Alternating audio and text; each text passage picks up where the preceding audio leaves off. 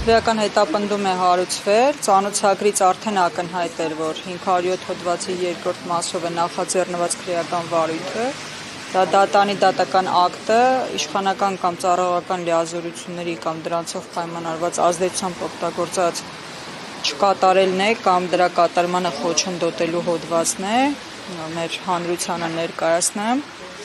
Սրբազանի նկատմամբ խաբամիջոց է կիրառվել բացակայելու արգելքը, նախազգուշացվել ենք քրեական հետապնդման որոշման բովանդակությունը չհրապարակելու մասին, փաստերը չհրապարակելու մասին, բայց կարծում եմ բոլորիդ էլ հասկանալի է ինչի մասին է խոսքը, ինչ դատական ակտի մասին է խոսքը, առանց նույնիսկ մեկնաբանելու էլ պարզ է, ավելին այստեղ գալուց առաջ ես արդեն մեկնաբանել եմ մեր դիտարկումներն այդ մասով, սա այո եպիսկոպոսատ ժողովը տապալելու հերթական փորձն է, որովհետև ըստ էության Գերագույն խորհրդի անդամներին ստացվում է, որ արգելելու են լքել Հայաստանի Հանրապետության սահմանը, ինչն ինքնին խոչընդոտ է լինելու, որպեսզի նրանք մեկնեն եւ մասնակցեն այդ ժողովին։ Ինչքան է ժամկետը։ Մինչև նախաքննության ավարտը։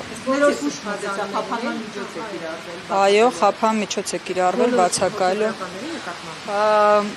Անկեղծ ասած այս պահին ես մասնակցել եմ միայն Հովնան Սրբազանի եւ Մակար Սրբազանի հարցաքննությանը,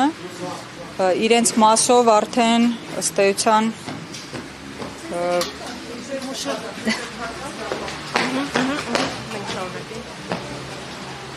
Մակար Սրբազանի մասով չգիտես ինչու նախազգուշացվել ենք անգամ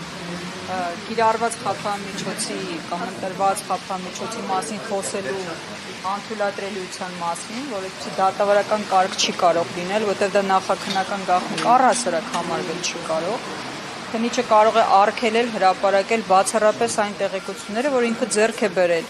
նախաքննության կամ վարույթի ընթացքում առհասարակ, բայց զուտ անձի նկատմամբ կիրառված սահմանափակման փաստի մասին խոսելն արգելելը ինքնին ապօրինություն է։ Դրա համար Մակար Սրբազանի մասով ձեռնպահ կմնամ այդ մասով մեկնաբանություն տալուց,